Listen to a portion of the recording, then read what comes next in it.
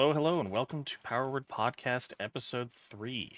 Today we are going to be joined by Deadly Paradox, as well as Smallpriest and Viserio again, as usual. And we are going to be talking about Oracle and Voidweaver, the two trees that just got put up with Alpha going live. So go ahead and say hello, everyone. Hello. Hey. Hello. It's the new Oracle. The new fixed Oracle. Yes, the Maybe. fixed Oracle. Yeah, fixed. Is it fixed though? Well, let's Yes. dive To be right. determined. Let's dive right into Oracle first. Instead of talking about Voidweaver, because that's something completely new, let's go over the changes they made to Oracle, because we've done an episode on Oracle already. Let's go over what got changed, what's still there, what's to come, because there are some nodes in there that are still under construction. So let's just talk about what's changed first. What changes did they make to the tree? So Go ahead, sorry. yeah, so the obvious one would be Premonition, right? So they No. changed the options available on Premonition, and they changed how Premonition works at its core. Small, do you want to go through what the new Premonition looks like? Yeah, sure. So previously we had this whole like Twisted Fate W kind of thing where you press the spell and then it rotates through the different versions that you can trigger, but the way it works now is you have the spell on your bars and it changes which spell it's actually going to be when you cast it every time you cast a spell. So as an example, it's going to start on Premonition of Piety, and we'll get into what each one does in a second. It's gonna start on Premonition of Piety, and then you're just gonna cast one smite, and it's gonna switch to Premonition of Insight. You're gonna cast the Power Word Shield. It's gonna switch to Premonition of Solace, and then when you cast another Penance, for example, it's gonna swap back to Premonition of Piety, and so on. So you'll just be able to press it and gain that buff that you had at that point. And I will clarify from what I've seen on Alpha so far, I haven't put a ton of time testing Premonition yet so far, but from the time that I have tested it and played around with it on Alpha so far, it does seem to cycle based on GCD spellcast. So things like, Power Infusion, casting it off GCD, that didn't have an impact on what spell you were on. Oh, I didn't actually know that. Yeah, so Power Infusion, Fade, stuff like that, stuff that you can press off GCD in between, it didn't seem to cycle. It was only cycling based on GCD spellcasts. So Smites, Penances, your dot refreshes, all of that would cycle it, but your off GCD stuff was not changing the order. So you in order to actually cycle it, you have to hardcast a GCD triggering spell. Okay. I don't have alpha access. Did you notice if certain spells are directly tied to certain buffs? Like if I keep casting Smite, does it rotate every it always GCD? It always goes in the same order. Yeah. Okay. So like Effectively, Small was you're saying, gonna have like 3 icons in your screen on a weak hour, and you can like see which way it cycles through. Gotcha. Because it's a little awkward, because if you want a specific buff, then you're casting a spell, then you actually want to spell queue a buff you can't see yet. Yeah. So it's like and then begin the next cast. So it's a more consistent Spoils of Neltharis, but it's Yeah, still very awkward to play around. correct. Yeah, that's what I was gonna compare it to as well. I think Spoils is just random one, so you can even go like crit verse, or even not swap. But this one is always same order, and it's always swapping on GCD spells or casts. Can you imagine? You just AFK at the start of your ramp because you're not at the right buff, or you're at the correct buff. And if you were to do another GCD, you would lose uptime on the Velen's buff. Yeah, so well, let's get into what each of them do before we talk about the concerns of it. So just running through them real quick, we have Premonition of Piety, which not only has the icon of Velen's Future Sight, legendary trinket from Legion, for those of you that don't know, which basically has the effect of giving you a small healing amp, in this case 5%, but it also redistributes 50% of all overhealing you do on 3 allies for the next 10 seconds. For those of you that didn't play back then, this was an incredibly powerful healer trinket, and the effect in general is just extremly good.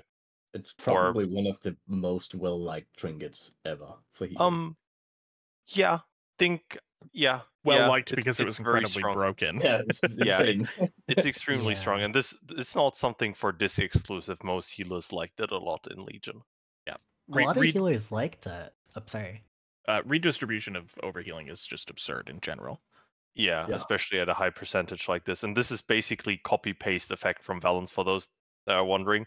The only difference was that Valence had 15% healing amp, and this only is 5%, but the redistribution is actually just Exactly exact same. Yeah. Yep. What were you gonna say, Um, Deadly? A lot of other healers in that expansion liked it, but I don't think any of them used it as well as Disc Priest could use it. Probably uh, not. Yeah, this was very bursty. Yeah. If Velens was active in your ramp window back then, and let's say the council boss at the time, Coven of Savara, there Yeah. was a mechanic that punished you if you didn't hide inside of safe zones. Yeah. If someone was out of the safe zone and your Velen's ramp was running, they literally could not die. Yeah, it was That's redistributing all of the overhealing on the rest of the raid from your ramp into that single person to keep them alive. It was disgusting. Was it well, I mean, in Legion, it was also less, or you were less likely or less often just doing like the entire 20-man ramp, right? Compared to what we do now. In terms of like, you wouldn't Outside actually of your just evang, aim to yeah. have exactly 20 everywhere, yeah. Your evang would hit 20, but then outside of that, you were hitting like 16, 17 people. So with your secondary ramps, with your rapture ramps, so you would target 16, 17, then the Rebellins, and Velens would just cover the other 3-4 people that you missed, because it would just take all the overhealing from the other people and redistribute. Especially with things like Light's Wrath, because back during Legion, Light's Wrath was so bursty, it was so strong that you would just take all that overhealing on the people that were higher HP or didn't need as much healing, just redistribute it to other people. It was incredibly powerful. Let's run through the other two real quick. We have Premonition of Insight, which says reduce the cooldown of your next 3 spells cast by 5 seconds. I haven't actually checked this, but I'm assuming this is gonna already work. If you cast something that doesn't have a cooldown, such like Smite, for example, it won't consume a charge. At least I'd imagine it's not supposed to. So the way you can imagine is you just press it, and then when you press Radiance afterwards, it's gonna cast the spell, and the cooldown goes down by 5 seconds. That's just and it has like a 15-second duration. Or... Yeah. So And then you have some time. And then afterwards, you have Premonition of Solace, which is your next single target healing spell increases your target's healing received by 25% for 10 seconds. So it allows you to apply a GS from your next single target healing spell, a small GS, a small healing amp, which I think the single target healing spells is probably just like Flash Heal, Power Shield, and perhaps Renew. Defensive Penance, probably. I'd have to test it. I haven't tested that yet, but I would assume Defensive Penance also. Yeah, so those work for it, and that's the 3 spells you can get from it. I think the Solace extremely is very it's extremely boring niche, and yeah. bad. Very niche. It's like a Sun King play or nothing.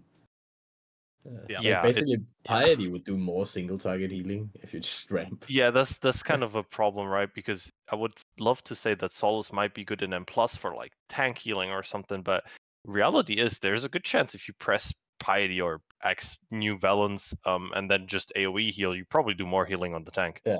Like can unless it's a blood decay. Can you imagine a Sun King situation where you just ramp on pull with the entire raid at full HP and just pop Premonition and just let your entire ramp be redistributed into Sun King? Counterpoint, if there's another Sun King, you can just play Holy Priest and you get GS and Solace. Been able to do that. Yeah, that's... We're ready for Castlemathia Remix. Yeah, right? That's what people want. Shadowlands Remix. Yes, take me back, man. For sure.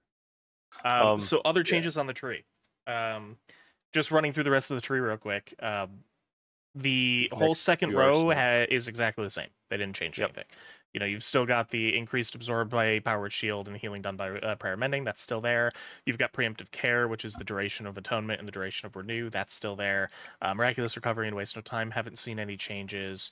Going into the third row, you've got no changes here either. You've got Assured Safety, which is Powered Shield applies a stack of Prayer Mending, and Prayer Mending applies a Powered Shield at 20% effectiveness. You've got the Choice Node in the center for Purify cooldown reduction or Angelic Feathers, granting other people 100%, or granting yourself 100% of the effect when somebody else uses your feather. And Foreseen Circumstances, which is paints up reduces duration by an additional 10%, or Guardian Spirit lasts an additional 2 seconds. All of that is exactly the same. Nothing has changed there. When you get to the third row, there's some changes. So the third row on the bottom, Narrowed Visions and Fatebender, those have stayed the same. We'll talk about that node because I don't think those really work all that well with the new version of Premonition. But we'll talk about that in a second. In the center choice node, you've got a reduce the cooldown of Premonition by 6 seconds, and then you've got Clairvoyance. They moved Clairvoyance there, but it just reads under construction. We have no idea what that's going to look like. That's just not completed yet. And then on the left side, you've got another under construction node. Nothing's there. That's where Grand Reveal was. Grand Reveal has now been moved to be the capstone of the tree, to take the place of Clairvoyance. Yep. So Grand Reveal, for people that don't remember, was the node that says when your Power Word Shield is fully absorbed or your Prayer Mending heals, gain a stack of Grand Reveal, and at 150 stacks of Grand Reveal, gain an additional charge of Premonition. So that is now the capstone of the tree. So those are the changes. It was 150 last time, right? It was 150 last time. That has not changed. Correct. Wait, we can't even proc that in a fight, right? Correct. I have opinions about this. That's something, just to start with that's something we brought up in the interview before, that 150 stacks is just not feasible for Disc, and they had mentioned that this is something they could just have different stacks for Holy and Disc, where Disc could just be like 50, 60, whatever, and Holy can still stay 150. So that's fine. However, right away, that has brought up a concern for me that if they do make it too low of stacks for Disc, so something like 50 stacks, the effect might actually become so useful that you end up making Discs use Prayer of Mending, despite it not actually doing decent healing. And all it does is it's just for, well, CDR, just to get more procs, right? Which I feel like that's pretty bad. If you're just gonna cast Prayer of Mending in between your ramps to get resets on for Grand Reveal, I feel like that's kind of shit. Yeah, I will say right now on Alpha, the talent that causes Prayer Mending to apply Power Word Shield at a 20% effectiveness, that is causing that Prayer Mending cast to apply Atonement to the target. Oh, is it? It is. So, which is interesting because on our interview with the developers, they kind of explicitly asked us if we wanted that to happen and we wanted to be casting Prayer Mending, and we kind of leaned towards the no, we don't really want to see that because we don't really like the idea of, being expected to go into our ramp sequence where it's, Power Word Shield into Prayer of Mending, into Renew, into Power Word Shield, into Renew, into Prayer Mending, into Flash Heal, like casting all these different spells that just do the same thing of apply a single target atonement. So, there is, with it applying atonement, there is some forced reliance on casting Palm. Like there would be no reason why you wouldn't be casting Palm, maybe not on a cooldown just for the Palm healing, but it does become an instant cast atonement applicator that comes along with some better healing. So you probably would use it in this case, which would contribute to Grand Reveal, but I don't know if anybody really likes that design. If they just went all out with the design, just took it off global cooldown, I'd be in. I would actually love that. Applying atonement makes me. I mean, I'm not gonna say that I like it, but I hate it less with that. I think my initial problem on why I wasn't really a fan of it in the first place in the interview was because getting extra procs for Premonition wasn't really something I was feeling excited for, because it was just basically buffing allies, right? Right. But now where the buffs can actually be helpful for yourself, and basically only for yourself, except the healing increase, but we're gonna ignore that for now. The CDR is actually not that useless. You can definitely find good ways to use it. Yeah. Right. So that feels better for sure. And that's actually, that's something we didn't mention, which is probably important for people that aren't aware. If people haven't been following the changes closely, the new Premonition is not just about buffing other people anymore. It's not Yep. about, giving other people damage increases or giving other people, mana or whatever. It's now focused mostly on single, like self-improvement buffs. So you've got It- Valens buffing your own healing, the cooldown reduction for your own spells. Like you said, we've got Solace, which is kind of the odd man out in that regard. But for the most part, it's not buffing your DPS to do more damage anymore. And the It- second important thing is that it does not replace Power Infusion anymore. The original version of Premonition replaced Power Infusion, was intended to be a improved version of Power Infusion, whereas this is just its own separate thing now. Yep. That's what I was gonna say as well. So with that, let's talk about Narrowed Visions and Fatebender, because you mentioned that there was some problems with those nodes still being in there the way they are. Yeah, sure. So just to read them out real quick. Narrowed Visions says Premonition gains an additional charge and now only rotates to the next spell when you cast Premonition. So this removes the ability to rotate to the next spell whenever you cast anything, and you will simply cast Premonition and get the Piety buff, and then for your next Premonition it will go to Insight. This makes it extremely clunky to use in my eyes. It's just super hard to fit in.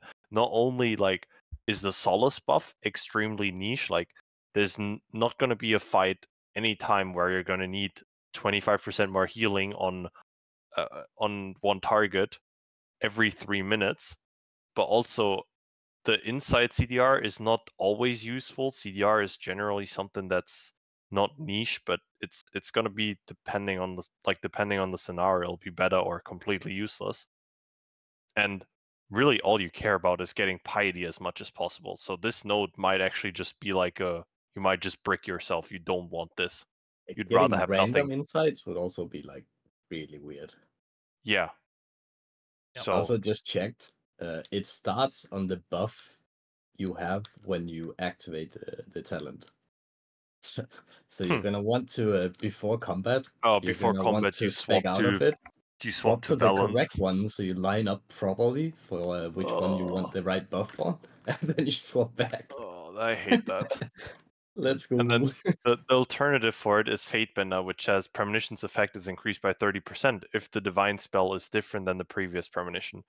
So this just works on every part of it. So for Premonition of Piety or Valence, this increases the healing from 5% to 6.5 and the overhealing from 50% to 65%. And for the CDR, it increases the cooldown reduction from 5 seconds to 6.5. And for the healing amp, what is that? It goes from 25% healing amp to 32.5. So it works, but the problem here is also you're less forced into specific ones, but still a little bit, because I think ideally you're going to use Piety in 90% of scenarios, and then maybe 10% can be some CDR situation, but unlikely. You're probably just going to use Piety most of the time. So this one is also hard to make use of. Yeah. I think we can talk about the core issue here is just that from a personal gain perspective, Piety is just so insane compared to the other options that options like choice nodes that are all around picking things other than Piety start to fall apart, because you sit there asking yourself, why would I ever want something other than Piety? So it kind of comes down to my concerns with the balance of the tree revolve around how do you put effects on Premonition that are ever going to compete with an effect like Piety, when something like Valens was the most broken trinket they've ever put in the game. That it was insane. So you're implementing this crazy effect, and then you're trying to design talents around, well, what if you pick something other than it? And that doesn't really work from a design perspective. So, I think something like Fatebender or something like Narrowed Visions could work if all of the effects on Premonition were of a similar power level. But this idea of, throwing more niche stuff like Premonition of Solace, where it's like, oh, your single target healing spells increase your target's healing received by 25%, that's a cool effect to have access to, right? That will find some niche effects or some niche uses, But you can't all of a sudden have that in there when you're trying to do these effects of like, oh, get a random premonition, or, force yourself to go through all of the premonitions before being able to go back to the, the strong ones for personal gain. It kind of falls apart design-wise in that regard. Yeah. So, it's like if they want to have stuff like Narrowed Visions or Fatebender on the tree, it almost feels like Premonition needs to be, 2 or 3 or 4 or however many effects, if they want to stick with three effects that are all of similar power level but do slightly different things, or maybe make you play in a slightly different way to gain maximum benefit from it. But they should all be of similar power level. That way, you could have something like Narrowed Visions could be interesting if it's like, it only rotates when you cast the spell, like it's saying, but you have 3 different effects that you have to alter your playstyle slightly to get maximum benefit from, but they're all really powerful. Then that could be interesting where it's like, you're kind of reacting to what Premonition's giving you and adjusting your playstyle slightly. But if it's just Velens, and it just doesn't really make sense from a design They're just perspective. extremely hard to like compare. I mean, the Valence effect, you can, it does the whole overhealing thing, but you can just look at it as this increases your healing done by some amount. By X amount, yeah. Yeah. The other one just gives you a little bit of CDR on spells of your choice, and I say a little bit because it genuinely is. It's the next 3 spells cast, which means unless your spell has 2 charges, such as Radiance, for example, you can't even like proc it on the same spell twice. So Right. if a mechanic is every 80 seconds, you still can't use this on like Evangelism to get it down to 80 seconds. Right. It can only proc on it once, which I get why it does that, but it's really hard to actually get a large amount of value from it. In the ideal scenario, you get one like almost an extra Radiance charge from it. Yeah, you would either Premonition of Insight and double rad and get, 5 seconds off on your 2 rad charges, and then the third charge of Insight just kind of goes into the wind, whether it goes into Evang or goes into, a powered Mind shield Blast beforehand, or goes into your pet cooldown. Maybe you're popping like Mind Mind Blast or Block, Mind Mind Bender Block. after that, or something like whatever it goes into. So that way you get the 10 seconds off of a Radiance charge, or you're casting it in the damage window of, okay, I've already got my atonements up, now I'm going to slam Premonition of Insight, and at that point you're doing what? You're doing, your Mind Blast to get your Schism debuff up, and then you're going Penance, Smite, Penance, Smite, Penance, Smite. Yeah. And you're getting like the 3 penances, or I guess you would get 4 penances or whatever, but you would be spamming penances. But the problem with that, I mean, that's fun. I love, chain casting penances and shooting a ton of penance bolts. There's nothing wrong with that. But the problem is now you're just in a situation where if that's the most optimal way or best way to utilize it as a disc priest, you're now put back into just a numbers situation again, right? Is 4 chain casted penances in a row over your normal rotation stronger than just pressing piety? And that just boils down to being a numbers game, and then one of them becomes better than the other in almost all situations, and then you just never want to cast the other. So it's weird. It's hard to balance and it's hard to design around, but it's just a dangerous design. Yep. Yeah, I'm trying to think of like niches where Insight would even be like close to the best choice, but I don't know. I mean, it's like you can like you can almost do 3 back-to-back Radiances. So I in can think heroic, of scenarios where it's good. It's just I can't This think of is scenarios where Piety it's is better. better.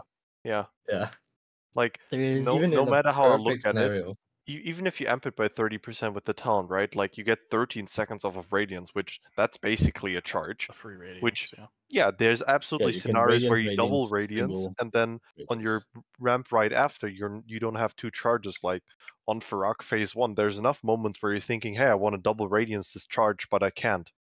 Well, if you have the talent, yeah, you can do a double Radiance there, but in what world is that better than having Valence on your next ramp? Right. It's just not. Deadly, what were you gonna say? I think the only situation would be something like a fight where the damage patterns are like a minute 50, and you don't value one ramp as much as the other ramp. I found the So niche. you're able to do Velens on the one you care about, Insights on the one you don't care about, and then you're back to Velens on the next. It's for the tier, the 125 window. Yeah, and it's specifically just that. Yeah, this goes hard on Dathia. Yeah, I mean that does give you the situation where you're then buffing, your next Velens or Piety or whatever with Fatebender. So Yeah. Yeah. My concern with the tree is narrowed visions really restricts you, but the gain is nowhere near the power level of the restriction. You get to use Premonition one more time in the fight, and it locks you so hard. Yeah.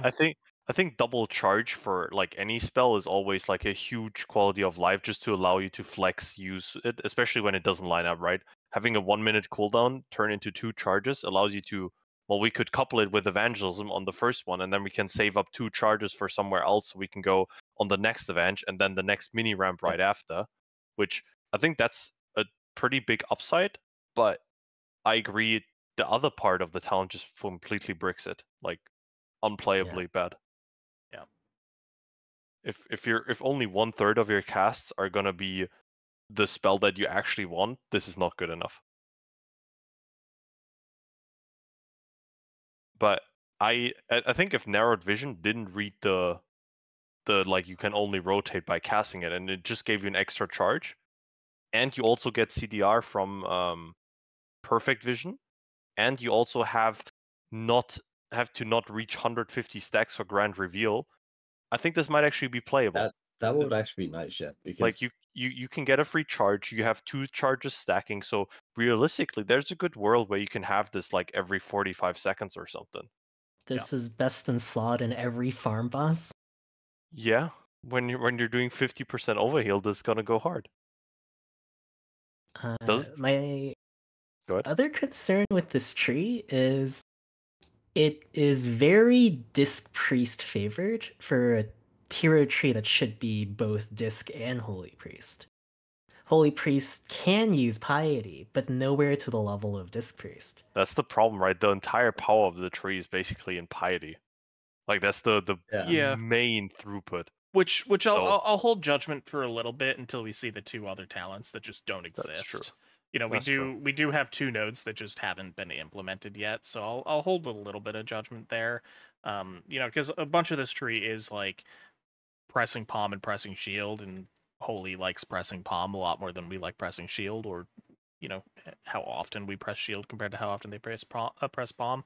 So if those other 2 nodes are like similar in design and very focused around palm, they could still gain significant value out of the tree. So we'll see what happens when they implement the other 2 missing talents. But you're definitely not wrong. Disc uses Piety way better than Holy does. And another thing with that is, you know, I don't want to spend too much time on Holy because we're Disc podcast, but how do you even use? I haven't put a ton of thought on this, but I just thought of this, so I wanted to bring it up. How would you even use Insight as Holy? Because proccing 5 seconds of cooldown on a holy word is like terrible, right? Like you're looking at minute-long cooldowns for your holy words, where you're getting a bunch of cooldown built in innately in your kit. So proccing 5 seconds off of Insight is significantly less valuable than having actual rotational short things. You You probably just- throw it on like palm and stuff. You just Palm throw circle palms healing. and circles, yeah. That doesn't that's seem super sad. that doesn't seem very impactful. Yeah, I guess. What's the You cooldown were of palm? talking about throwing. I think 9 12, seconds like, hasted, or is it 12, 12? 12 seconds hasted. So it's even 12 too long second to be able hasted. to like turbo 3 palms or something with 12 Insight. second hasted. So for Holy Priest, that's 12-second cooldown. 12-second cooldown. Yeah. Yeah. Yeah, it's but I mean, funnily enough, it's probably you get more CDR from proccing Pom more to get more Apotheosis procs, and then just cast 1 more spell. Like that's probably more CDR than actually casting the Yeah. Holy Word from it. Yeah. So it is a bit silly. Also, random question, because I don't remember or I never knew. Does Valence effect or Piety's effect causing overhealing go into itself? Does it I feed off of doubt its it. own overhealing? I don't know. I don't remember. It's been so I always long. assumed not. It's been so long since I've looked at a Velen's log that I don't remember. I would have to look that up. Okay. I just want I to mean, say, if any Blizzard person hears this, it's not that we don't like Piety, it's that we like it too much. Please don't take it away. Yeah, I mean, the entire concern, it's not that, like, the problem isn't that Piety is bad. The problem is Piety is so good that we're concerned about the ability to design things that are going to be able to stand against it. Yeah, I mean, I'm gonna be real. If it just read you get Valence, I would Yeah. reconsider the tree. Yeah, that's already an incredibly Also, powerful Like, tree. I, Yeah, I guess there's a lot of words in this tree, but there's Valence. yeah. Mm, I will So- say, for a hero tree where the flavor is being able to see your fate and then pick the best possible one, it does fit. There's only one good outcome. Yeah, True. it's like Endgame or Infinity War, I Yeah. guess. Yeah. Yeah, you're Doctor Strange. You're looking through your Yep. millions of possible outcomes, and all you Only can see is piety. All Yeah. that being So- said, I think the tree still misses the flavor that a tree wholly and disc share together. If I'm a WoW player that enjoys playing World of Warcraft, and I see, oh, this class has 2 healing specs, and I pick the tree they both share, I would expect the tree to be really healing focused, and if I want to do more healing, pick the healing tree. But I'm Well, it doesn't say concerned smite it's anywhere. not going to end up that way. Doesn't say smite anywhere, so I True. mean, it's definitely not damage focused, right? It's definitely not damage focused, but There's like a lot of the if healing utility. yeah, To be fair, it is very focused on things like powered shield and palm, and with It the idea is. of foreseeing the future and predicting the Yeah. damage. Focusing on those two spells are both good because they both are spells that are focused on the future, right? You've got one spell that's an absorb, so you're absorbing future damage, and you've got palm, which is going to bounce around and handle future damage. So that is good thematically, and it focuses on things like Guardian Spirit and Pain Sup, which Pain Sup is reducing future damage, and Guardian Spirit is saving people's lives. Like they're both Yeah. spells that you want to use before people hit lethal levels of damage. So I think it all Same fits. for palm and powered shield. Yeah, I think it might all have- fits thematically a little bit there. So I think thematically it fits fine. I think it's more gameplay balance that it's the issue for this tree. I might have worded it wrong, but so spoiler, Voidweaver does more throughput than this tree, possibly. But let's say Holy Priest, new thing, Archon, does more throughput than this one. This doesn't fulfill the I want to do more healing in the class tree both healers share kind of Yeah, deal. I mean they did mention, obviously this kind of got thrown away a bit because this is not really support focused anymore, but their initial vision was that they wanted the double healer tree to be the one that was a bit more into the support role, which That's fair. they did go away from the whole support thing, but I think having a vision where just because it's double healer doesn't mean it has to be focused around healing is still something they have in mind. Right. But I think more trees could probably use a node like Prompt Deliverance versus Divine Feathers. Not to say that Divine Feathers is good. I don't want to Please respark don't that. make me. I don't want to respark this discussion. But having a utility node in the middle where potentially both are actually useful, that'd be nice. So, like Yep. this node would still have been great on Farok.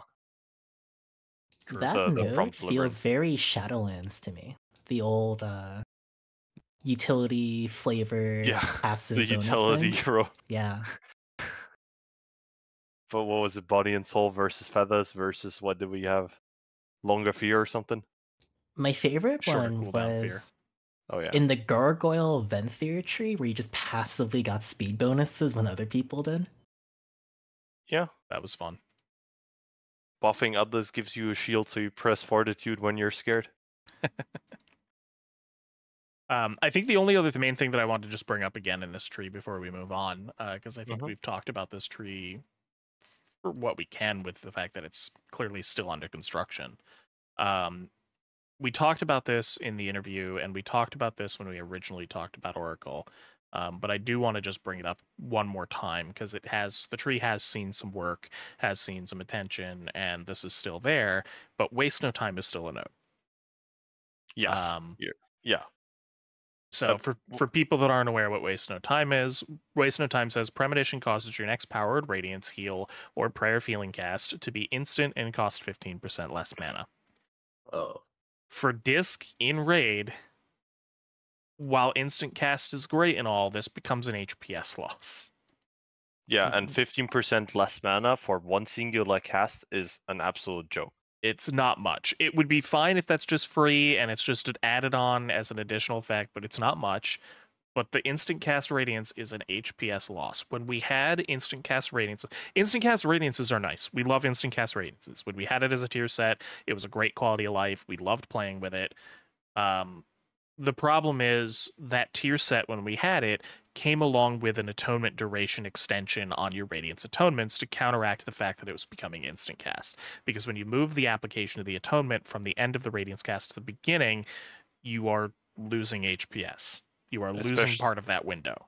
Especially when it's the way this works is you would get it on your first Radiance cast. So the first one being instant and then the second one being a cast means there's actually a GCD after the first one and then a cast time after the second, before the second. So you now have a 3.5 second gap before haste is applied between your radiances, which that's a lot of time difference. That's just gone before you begin healing. It's a large difference, and it's actually longer. Again, to emphasize the mana thing, for Radiance, this is around 2.5 smite cast. Sorry, 1.5 smite cast. So not even 2 smite casts that you're saving in mana. Yeah, it's an absolute joke. This could read 80% less mana, and we could probably have a discussion. 15% is not something you can talk about. So in the current state, you would probably take Premonition cast, so it's once per minute. You would probably take Miraculous Recovery, regardless of taking Powered Life or not, because you do not want waste no time. Right. In raids. Right. Unless there's some mechanic where you literally can't get the radiances off without it. But in that case, it's very unlikely that you're going to have a situation where you can get one radiance off, but not both. I also think it just doesn't really fit with how Premonition works now, where now you're using it for your own benefit, but if I want to use Piety, I'm gonna be sad if I use Piety before my Radiances just for the instant cast, right, and lose 4 seconds of Valence because of it. Right. 10 seconds duration of Valence is good, but cutting it to 6 seconds is a lot of loss. Just because you wanted to use it before your Radiance cast, yeah. Yeah. So. Yeah. So that's definitely a concern. The only other thing I want to talk about with Oracle real quick is with its current method of cycling through spell casts with, casting an on-GCD spell to force it to cycle, I don't think we want to see the gameplay where I have to put into guides and we have to tell people, in rotation explanations where somebody's asking, how do I use Piety correctly, or how do I use Premonition correctly? I don't want to have to put the line in the guide that says, in big bold letters, before you ramp, make sure that before your redot or before your first single target atonement, Premonition is currently on X spell, so that after you go through this exact sequence, it's on Piety when you want it. It's also just like, obviously there's ideal scenarios for evangelism that might happen 80% of the time, but sometimes you'll just have a moment where maybe someone dies during a ramp and you only end up doing 19 atonements. Maybe you missed someone very important on the Radiance and you're going to have to single target them. Like, yeah, that's not ideal, but these things can happen. And not being able to do it because you need Valence, or doing it and then having to smite twice before you press Valence, it sucks. Yeah. Yep. Or just missing Valence on your first couple casts, which are generally going to be your Mind Blast Penance, which are massive casts, so you don't want to be not having Valence for those. Like, it's just a weird gameplay interaction. I mean, it reminds me of going back and having to put into the guides, reminder before all rotations, make sure you cast Smite 4 times and have HD up. Nobody likes this whole we're a pre-setup, pre-planning spec where we have these 45 different steps of prepping. That's fun. We enjoy that part. We like the preemptive and the planning and all the homework, around the spec. That's why we played Disc. If we didn't like it, we wouldn't play it. But this additional step of micromanaging these additional buffs is just weird. It's awkward. It's not fun. I mean, maybe some people will find it fun. I personally don't think that sounds enjoyable. I don't want to have a situation where, I'm saying, okay, I know I'm going to be casting 17 spells prior to my optimal moment of casting Piety. So counting through the rotation back 17 times, I need to be on, Piety itself so that it rotates back to Piety by the time I'm done with the rotation, and like getting to 3 seconds before the rotation and oh crap, Premonition is on Piety. I'm just going to take my hands off the keyboard for 3 globals because I don't want to rotate it. It's that doesn't it's sound silly. fun. Yep. So I'm not 100% sure how you would approach adjusting that and fixing that, but I would like to see something looked at in that regard, or some acknowledgement of that being a problem. Yep. Agreed. I don't have an idea how to fix it either. I don't think the previous one, like if they had the previous version in still, it would have the same problem in my eyes. Yeah. Yep. Well, not the same, but it would also not be good. So. Okay. Just want to throw a final point at Waste No Time. It has a 20-second duration, so it's gonna run out before you Radiance again. Well, that's actually a good thing. So you can actually pick it, So and you it won't will even just get be the gone. instance. Yeah. You can even cancel, alright? That's good. Oh no, not again. Yes. That's what we'll do. In situations where we don't need the instant cast, cancel or waste no time so we don't get the HPS loss. Take me to Voidweaver. Okay, well, I think that's everything to talk about Oracle. We'll definitely revisit Oracle when the rest of the nodes are there, and if it receives any changes going forward, we'll get, feedback posts up and talking about this, and we'll see if any changes come for that tree before we come back to it. But let's move to Voidweaver. Let's get to the Voidweaver, fun part. yeah, Voidweaver we saw for the first time. This was a tree that hadn't been announced prior. This was one that came with the alpha release. So we saw it day before alpha. It's now on alpha. We've gotten to try it. We've gotten to play around with it. I'd just like to start off with initial impressions. What did you guys think when you first read it? Let's not dive too deep into it. Just what were your initial thoughts? I thought it would be more pet focused, honestly. Same. Everyone was thinking it was either going to have our current tier set or like it was going to be a lot more focused on pets. There is some pet stuff in there, but I don't know. I just thought it would be more similar to like Inescapable Torment stuff. Is that a negative for you, or do you No, like what it looks like? I don't dislike that it doesn't have more pet stuff. That's not a problem for me. It was just not something I expected. You were just surprised, yeah. Yeah. What about you, Deadly? Same boat. Fully expected pet stuff. Very pleasantly surprised. I thought he was going to lean really hard into how this priest and shadow priest share a pet, so we have tentacles and shadowy things. It being a Voidwraith is interesting. Probably really telling of what Illyria is going to be bringing this expansion. True. I'm just happy that this priest has some more shadowy influence in its talents. It's been a long time. We're moving into that direction slowly. I feel like every patch has pulled us further that way, Yeah. especially with the rework with Scav and stuff every like day that. we're moving further from the light. Yeah. Okay, you just Very had to happy. drop that line, huh? Yeah. Boy. What about you, I Viserio? like that this one has like there's way more of these talent nodes I actually care about. Like they feel more impactful per node compared to like Oracle's. It might be because utility to spell from cooldown. like 10 talent points, Oracle has 2 missing. So Also Yeah, true. maybe, but like this one, they seem individually interesting. No, I think that's fair. I agree with that statement. I mean, let's start off by going through the tree node by node, because this is brand new. This is something that people haven't seen yet. So for people that haven't been paying attention to alpha, or haven't been paying attention, or maybe didn't see Voidweaver in the 567 Wowhead articles that have come out in the last 3 days, we can kind of just go through a couple of the maybe nodes. throw shade. I mean, hey, it's not shade. Respect to them, but there's been a lot of news in the last couple days. Respect to them, but I ain't reading it. Yeah, there's been a lot of articles I've even missed. So, Okay, fair enough. but let's just go through it node by node. So, I'll start with the capstone, or not the capstone, the base node, I guess I should call it. Entropic Rift, or Entropic Rift. So, Mind Blast tears open an Entropic Rift that follows the enemy for 10 seconds, Enemies caught in its path suffer 100% of spell power shadow damage every 1 second while within its reach. So at its core, whenever you cast a Mind Blast, you're summoning this circle on the ground that follows around the enemy you cast Mind Blast on and just deals ticking shadow damage to them. There are obviously a lot more interactions with this rift throughout the tree, and the capstone really kind of pulls it all together. So, we'll just leave it at that for now and keep going through the nodes, but the capstone really kind of pulls that all back together. So going to the second row, we've got No Escape.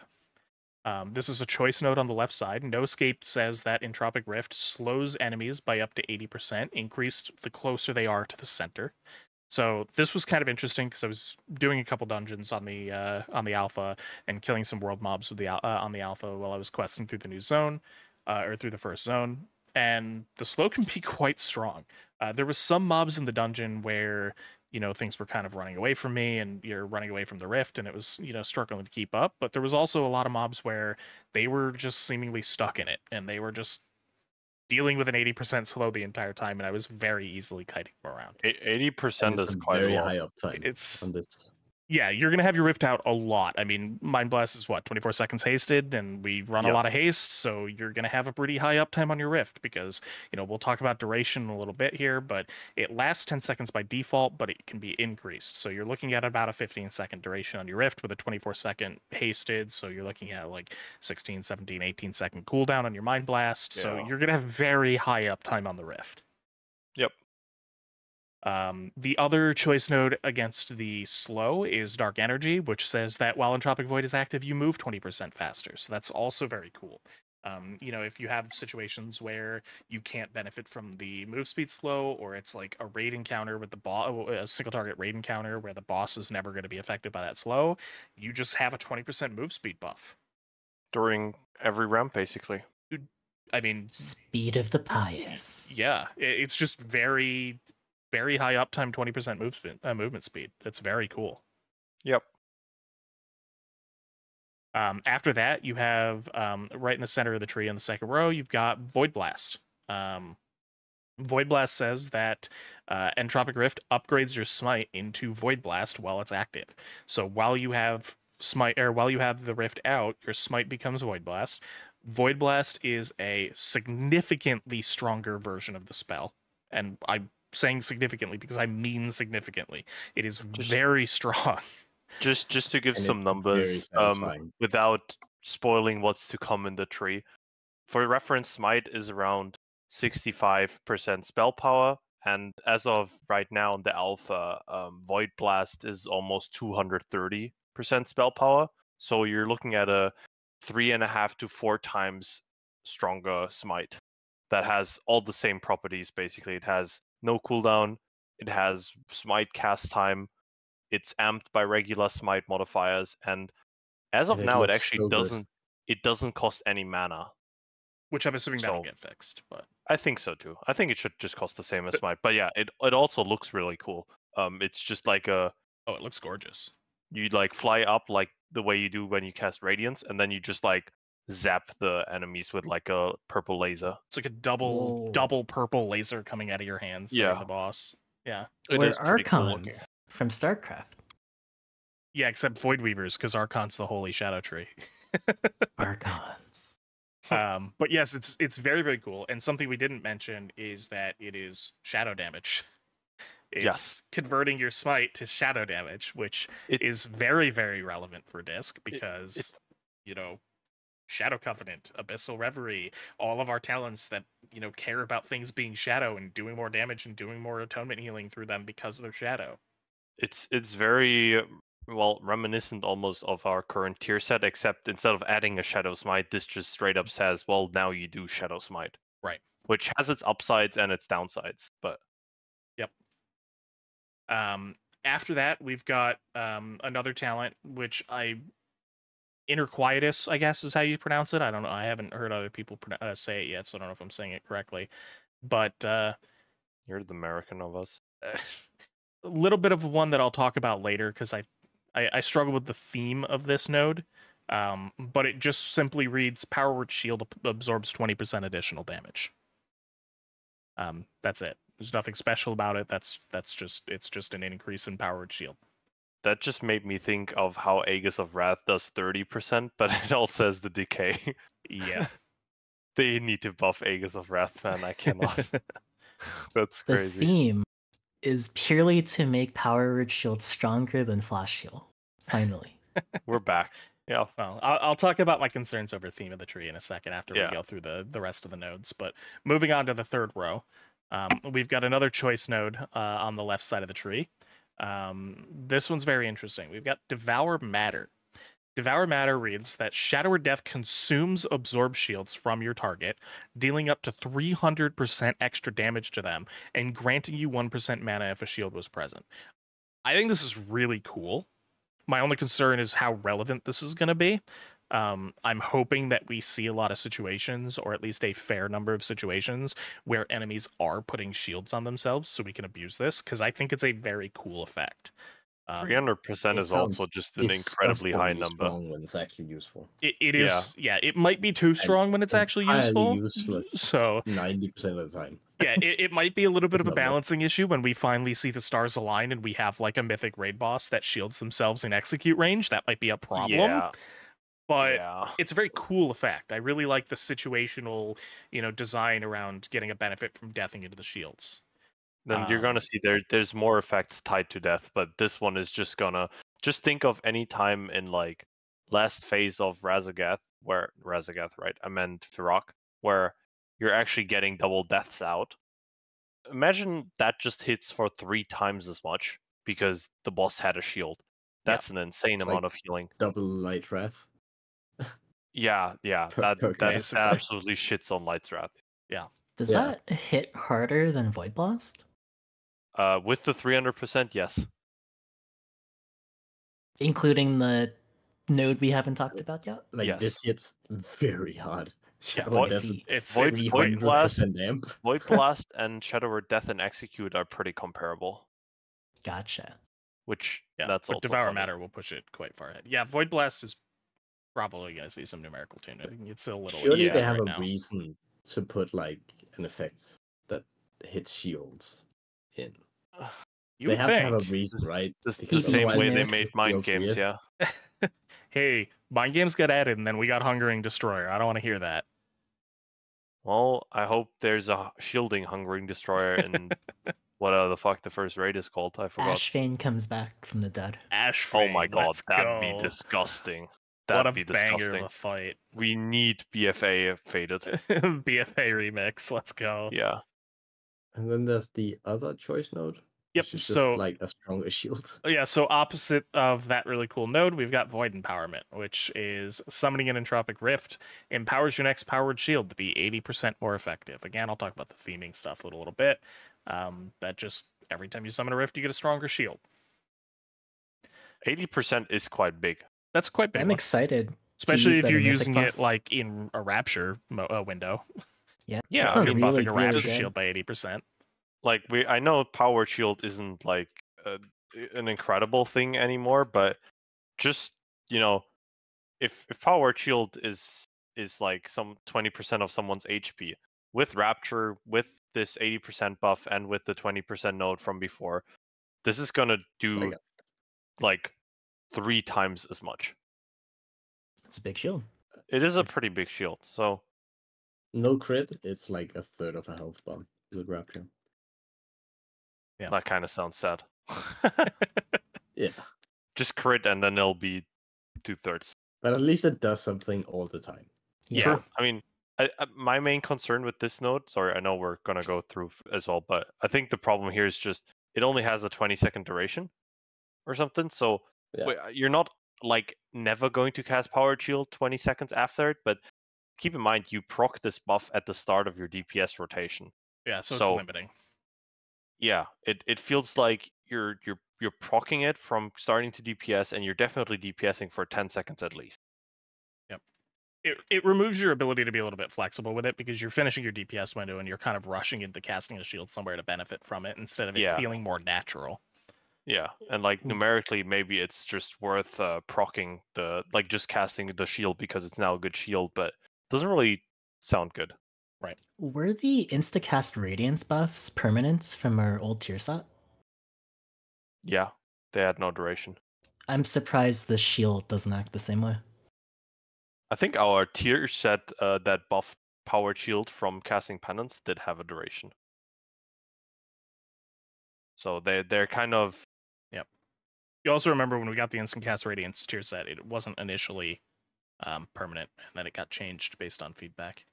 Yeah, so we could nothing see lost something here yet. similar. Yeah, This doesn't have to be infinite, but I think more than 20, like just put it to 30 just seconds 30. or something. Yeah. Yeah, Yeah. for sure. I'm not looking to Currently, bank it or something for hard moments. I'm just looking to not Right now, you're gonna be like lose forced to instantly cast it when you get out of a.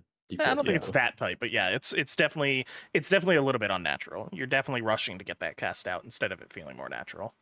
Although for M plus, I can see a world where, being able to mind blast and then hold your powered shield to throw out, like you can basically hold it for 20 seconds almost, then it's cast gonna be powered shield, so back mind nice. blast, and another powered shield. Back to back, really strong powered shields. Not back Yep. to back, but like almost. Moving on Let's- from that node. Yeah. Next up, we've got Darkening Horizon. Darkening Horizon is very simple. It just reads that Void Blast increases the duration of the rift by 1 second, up to a maximum of 5 seconds.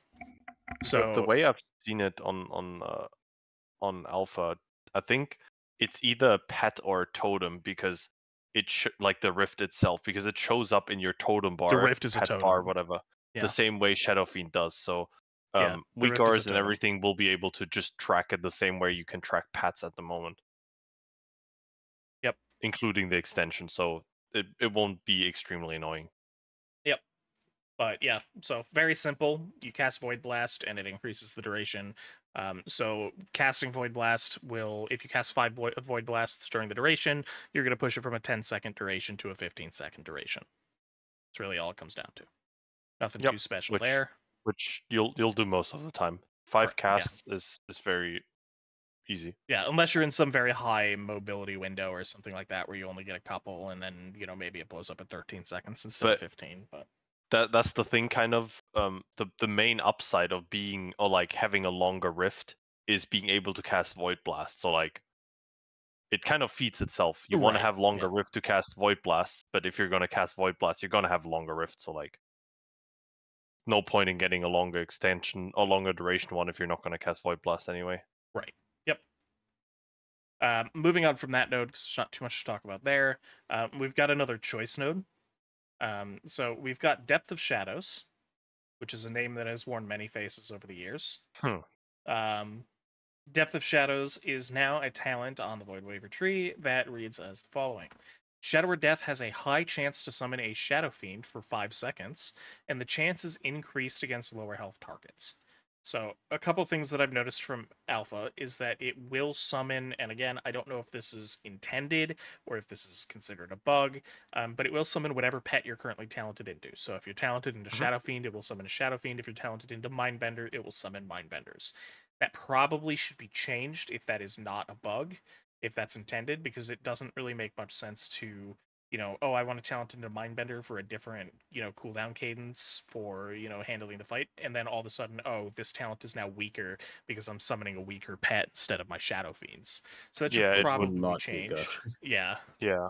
It should either always summon Shadow Fiend, or if it summons Mindbender, it has to have some other incentive, like even higher chance to proc or a longer duration one or something. Yeah, I mean, I think the easiest way is just make it always summon Shadow Fiends. Like, yeah. Just don't care. I mean, maybe from a technical side of things, that's difficult to do because maybe they're the same thing, and it's like not sure how. It probably brings up some concerns because as of now, summoning the pet this way does not trigger Shadow Covenant, which we're not sure if that's intended or not. But However, if you're supposed, sorry, go ahead. It does not summon, or it does not trigger Shadow Covenant. However, it does work with Inescapable Torment. You can extend them and trigger Inescapable Torment. Yep, which honestly I would have to test, but I think having multiple pets out and multiple Inescapable Torment also actually makes them do multiple atonement hits. It does. Yep, I already because tested it's that. not just AoE; it's just multiple pets doing a single hit. Yep, I did test that on Alpha already. It does. So that is a big diff, and Yeah, I think the scoff thing makes it a bit weird for like if you have Mindbender selected and you're proccing a Shadow Fiend. I'm not sure if that works to give you the the stronger scoff from Shadow Fiend. Yeah. But that's kind of on their side. I don't know my problem. In regards to chances increased against lower health targets, we'll obviously look into spell data and determine what the actual chances are later on when we get a chance to. But it did seem like the chance does go up to a very high amount when you get to low health targets. I was hitting some training dummies in org when I first logged into alpha trying this out, and spamming death against a 1% HP training dummy was chain summoning them. They were summoning like every time. Yeah, I had 3 shadow fiends out at once. I think I had like a buff. 16 16 tries in a row where I just summoned double Shadow Fiend. Yeah, like and every time you press double death, you just summon double Shadow Fiend. Yeah, and from a statistics standpoint, that's a very low sample size, so we'll confirm the data later, but it does seem to be very high when you get low HP, so I would assume when you get into execute phase for a boss, when you are at execute level, I would assume you are going to have situations where you're summoning it almost every time once the boss is very, very low. Which, honestly, I did not expect this talent to be that good from just reading it. Especially once we get to the alternative in a second. But it actually seems quite potent on bosses where execute matters, which I think is nice, being able to like lean more into execute even. They give mana, right? They Correct. do give mana, but Shadow Fiend mana has been nerfed quite significantly, right? I think it's only... Is it even... But this is a lot more Shadow Fiends. It's what, 0.5% mana per attack, and you're gonna get Is what, it 0.5? 0.5? Hold on, I'm checking. But yeah, you're gonna... in best case, you're getting a Mind Blast and the Penance in, maybe a Death if you're doing 2 on the first one. So you're getting, 2 to 3 extensions, meaning you have 7 to 8 seconds, meaning they're gonna get like 5-6 autos in. Well, and it also raises some weird sequencing questions, because you say you're going to get a Mind Blast and a Penance and all that stuff in. Yeah. Not are you? Because actually, oftentimes you're going to be casting Mind Blast first because you want to open the Rift and you want to get your Penance in on the Rift, and so you Penance you probably do because it comes back, but Mind Blast not really.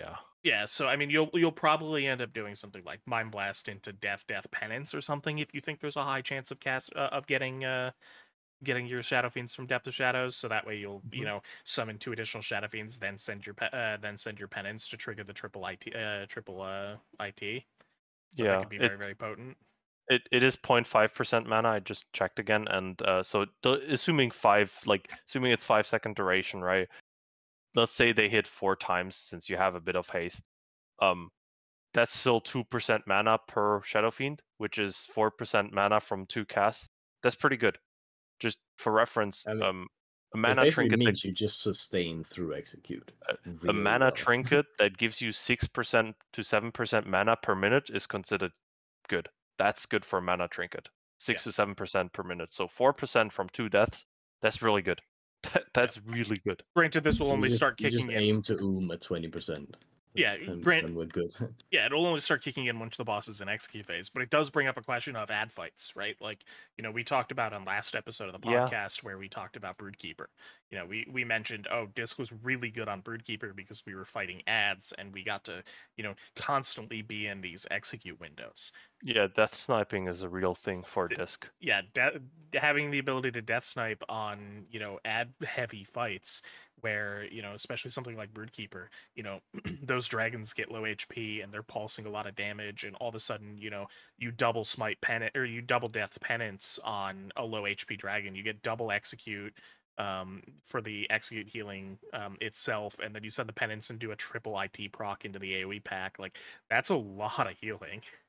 And you don't want to underestimate how much carrying Inescapable Torment actually does. Like, even this tier where we're doing a lot of healing from smiting and stuff as well, and Penance gets juiced from the tier set amping it too. Inescapable Torment still carries like 10 to 15% of your atonement healing, and if you just straight up double that or triple that because you have extra pets, that's pretty good. Yeah. So I feel like this node is much better than I anticipated. Yeah, this could easily sound like a note where you pick it and you just never see an extra bit. Yeah. Yeah, But it's very high nice. chance does mean very high chance. It's probably going to be absolutely incredible for things like M plus too. yes, for M When plus, this sounds insane. when you've been testing on the dummies to see the high chance proc, the dummy is basically no HP, right? Correct. Yeah. Well, No, I'm there it, now and they're like e- full of. even Okay. at like 19% HP, like just into execute, I still procced it like 10 times in a row. So like I feel like in execute it just kind of triggers as like, well, you're just getting it almost every time now. Yeah. I initially thought it might be something like I don't know, just the reverse of the HP, right? So 90% HP, 10% chance to proc, but it was much more likely than that. So I see. but So yeah. we'll confirm the exact percentages and how it procs and stuff later on when we can dig into spell data. But it seems very good. It's a very good node. And it's also very good because of the fact that it's up against another very interesting node. So it's on a choice node against something called Voidwraith. And Voidwraith states that it transforms your Shadow Fiend into a Voidwraith that casts Void Flay.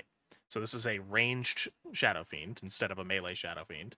And it reads that it deals up to an additional 50% damage, dealing more damage to higher health enemies. So this is kind of your reverse, right? The execute one with Shadow or Death proccing Shadow Fiends is a lot stronger when the boss is low HP. Voidwraith does a lot more damage to high health targets. So your ramps at the beginning of a fight when you're popping Voidwraith and it's just kind of trucking the boss because it's really high HP is going to be really, really powerful. So you've kind of got options of, am I going to be hitting low health targets more often, or am I going to be ramping off of high health targets more often? And I really like the dynamic between those two choices. It's also for, I don't know if you actually said it, Voidwraith has a 2-minute cooldown instead of a 3-minute cooldown, which has its own problems, which we'll talk about in a second. Let's just look at it if you were to just play Shadow Fiend and ignore Mindbender for now. Yeah. Reducing that by a full minute down to 2 minutes, while also not even getting a worse pet, because Voidwraith is actually just straight up same or better than Shadow Fiend at everything. Right. Is really good. It doesn't currently work with Void Summoner, but I am extremely certain that that's not intended and will get fixed. At which point, this is just straight up a 1-minute CDR on Shadow Fiend and an upgrade, which is extremely strong. That it basically allows you to get some timers again, which without our current tier set from Major Soul, you might not be able to get. Right. Yeah, it definitely can enable some timers that you wouldn't otherwise Like get. 1 minute Shadow Fiend is, or 1 minute Void Wraith is pretty trivial. Right. You did mention it not working with Void Summoner. I agree that that's probably a bug. I would assume that would be fixed. It doesn't make much sense to, turn off multiple talents from working when you talent into a choice node, especially considering the fact that it is working with Inescapable Torment. I do find it a little funny from an animation perspective that when you have Voidwraith, behind them. yeah, when you have Voidwraith, it's like a pet that's supposed to sit next to you and DPS from ranged, but then Inescapable Torment is supposed to be your Shadow Fiend jumps behind the target and attacks it. So when you proc Inescapable Torment with a Voidwraith out, it jumps behind the target into melee range. So it's a little funny. I would love if it didn't do that. If it still did, like, not saying I don't want it to work with IT. I want it to work with IT. But I like seeing the Voidwraith standing next to me casting. It's a little sad that it just jumps into the fray and gets lost in the melee pile because I procced IT. I think it could just do like an AoE explosion or like just do a cast or something. That'd be cool, yeah. Yeah. But the fact that it does work with IT, but not with Void Summoner, makes me assume that that's a bug. I would assume that's going to get fixed. The other thing that we didn't mention is that it currently just doesn't work at all with Mindbender. And by that, I mean, when you talent into Mindbender, nothing changes. You still get Voidwraith. It's still a 2-minute cooldown. It still does the same damage. It doesn't get modified in any way by talenting into Mindbender. So that also seems unintended. Except that seems less like a bug and more of an implementation question. I'm not sure how would you fix that? what they're going to do about that. Do they give you... What would you want it to do? That's a good question. I'm gonna say let's keep going through the rest of the nodes real quick, finish that up, and then we'll double back to that and talk about some concerns Okay. on those nodes later. So we'll come back to that. So just kind of going through the rest of the nodes here, we've got a couple more rows. The next row up is Void Heart. So Void Heart is a passive that just says while Entropic Rift is active, your atonement healing is increased by 20%. There's not too much Which to is talk. Functionally 100% uptime for what you care about. Yeah, Yeah, there's not too much to talk about on this except for that's really strong. this is just incredibly powerful. Just right there for free. I what We would have undone. 13% HPS, just free passive. You can think of it this way. You know how they nerfed Schism from 40% to 25% and then to 15% and now to 10%? This just reads that Schism is now 32% again. Yeah. Because from 10% and then 20% is 32. That's just all it does. Yep. This is a node that I Sorted. would expect to see some tuning on before it goes live. I would be very shocked if we hit or within release date and this is still 20%, I would be very shocked. Yeah. Unless Atonement gets changed to 20% base transfer. Yeah, but then you're putting too much power in Voidweaver, and how does Oracle keep up? Right? Like It doesn't. You can't have it balanced based on a random node in a hero tree. So I would expect this to see hits. But moving on after that, we've got another talent in the middle of the tree called Void Infusion. This one was kind of hinted at earlier by Deadly, but this one just reads that Atonement Healing with Void Blast is 100% more effective. So this is another thing of, kind of going back to our current tier set. Instead of casting a second smite, our current smite is just healing for 100% more through Atonement. Random question. What does this do for Shadow? I can answer that because I have the Shadow one pulled up too. For Shadow, it says Void Blast generates 100% additional insanity. That makes sense. Because for Shadow, it generates insanity. So it's just an increased insanity gen. Yep, that makes sense.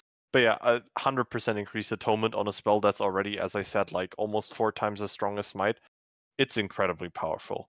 I'm going to guess that the initial numbers that Void Blast has hit or has been given on Alpha for when Alpha went live, I'm going to guess that it was more based around Shadow because Shadow's Void Blast has a cooldown because it upgrades Mind Blast for Shadow. I want to agree with you, but their Void Blast actually has a separate spell power. It's not the same as ours. It's already stronger. Yeah. So the number Are you that's sure about there, that? yes, it was talked about in Shadow earlier because okay, interesting. Because the tooltip for Shadow actually reflects it says the same number that we have, but it actually does much more damage. Interesting. Okay. Unless I'm missing something, maybe it's just Shadow Aura compared to Disc Aura, but it does much more damage for Shadow already. Well, there goes my theory. I was going to say that they released it overpowered because it was balanced around Shadows having a cooldown, and we would likely see ours tuned down at some point. But if it's already using different numbers, then who knows? I would log in and prove it, but my character actually bugged out in Desire Lore, and I cannot log in again, and I'm not making a new one right now. So do not go to Desire Lore, guys. I didn't have a plan to. Well, yeah, you're welcome. Does this node encourage any degenerate gameplay where you drop spells that otherwise would have been good to just continue the Void Blast? Absolutely. Yeah, you're absolutely not pressing death outside of Execute with this or outside of Shields. Like it's think not numerically even close. Void Blast with Void Infusion is going to outvalue the IT proc and extension? Yes, easily. Yeah. So that might be a concern. But again, all that's fixed by just reducing the actual base spell power of Void Blast. Realistically, you do not press Penance over this either, unless you have Power of the Dark Side, probably. Which you maybe even will, because you're your first one, but you're not pressing a second Penance. You're saying just not second Penance. Okay. Yeah, like your rotation would actually, like outside of Execute and Shield, it would actually just be Mind Blast, Penance, Void Blast all the way. Just keep Void Blasting. Boon returns. Yeah. Except for in Death, where you would use your Executes. Yeah. Well, maybe not even. Well, I'm saying maybe, but unless you have the talent where you spawn the Shadow Fiends, you wouldn't. Because, as I said, Void Blast damage is the same as Death at the moment, and this yields for 100% more, so it's not even close. Okay, well, we'll see that adjusted probably at some point here. Yeah. It's hitting so hard. I would not expect. I would expect a very large nerf to Void Blast. Yeah. Go on. Yeah, so we've got one more choice node on the tree, and then the capstone. The choice node, we've got two defensive options. The first one is Void Leech, which reads every 2 seconds you siphon an amount equal to 3% of your HP from a nearby ally if they're higher health than you. I love this. Yeah. I can't wait until I'm in raid and I get a message or somebody says over Discord, I died to your stupid Void Leech. I can't wait for that to happen. I think this is an awesome talent. I think it's really thematic. I think it's really cool, and it's pretty good. When our Shadow Priest linked it in Guild Discord, our Resto Druid responded saying, I'm gonna stand next to you because then I'll get more leech and you'll get healed too. Yeah. Yeah, They're already plotting. I can't wait to see how it actually chooses, because it just does say a nearby ally if they're higher HP. I'm curious if it's proximity based. If I can go like stand next to the tank or something and just siphon the blood DK's HP away or something. I mean, I don't hate this. This isn't like I like it. It sounds maybe a bit small, but keep in mind, like current numbers, what we have, like 900k HP, something like that. On retail, yeah, I think like 950 or something. I think I have. So, and that's 27k. Is 3% of that. Every 2 Every seconds. 2 seconds, 27k. That's like 13k self HPS. That's That's nothing. a lot. Yeah, it's a lot. Actually, pretty decent. Yep. Just for doing absolutely nothing. Just for existing. Yeah. Yeah. And then the alternative on the same node is another defensive option called Embrace the Shadow, which reads that you absorb 3% of all magic damage taken. So right off the bat, it's just a 3% magic DR. And then it reads that if you absorb shadow damage, you heal for 100% of the amount absorbed. So it's a baseline 3% magic damage taken reduction with an additional effect if you happen to be taking shadow damage, which is very cool because it also does work with death reflex. So the damage you take from your death will heal 100% of the damage back that you dealt to yourself. So it's a very interesting note. I don't mind this. I feel like this is gonna be so incredibly broken on any fight that has shadow damage. Like, it doesn't like N'Zoth do mainly shadow damage. Like, for example, like how would you even die in phase 2 on N'Zoth? Like, he just does his evoke anguish cast. You get the debuff on yourself. You're literally instantly healing for the damage taken. You cannot die to this. No. It's, and I kind of misspoke earlier. It's you're healing for 100% of the damage you absorb, which is 3% of the magic damage taken. So when you get hit by a mechanic that does shadow damage, you're going to heal for 3% of it. You're not healing for 100%. Oh. You're healing for 3%. Oh. You're absorbing 3% of magic damage taken, and if that magic damage was shadow, you're healing for 100% of that. You are right. I misspoke with the death stuff too. It's not, you don't heal for the full reflect. You heal for 3% of the reflect. Where did I see you talk about them? Somebody misunderstanding it, probably. I mean, 3% flat magic damage reduction is fine. It's still very good, and it's got the thematic. We have that on the tree too. Yeah, and it's got the thematic benefit of having some self healing when you absorb shadow damage. Again, neither of these nodes are like, I mean, I guess Void Leech is kind of big, but like, not every node on the tree has to be massive. These are just cool, thematic, interesting. Some have some situational uses, defensive options, which I think are great. Yeah, I don't have any problems with these two nodes. And then that brings us to the capstone. This is kind of the node that brings the whole tree together.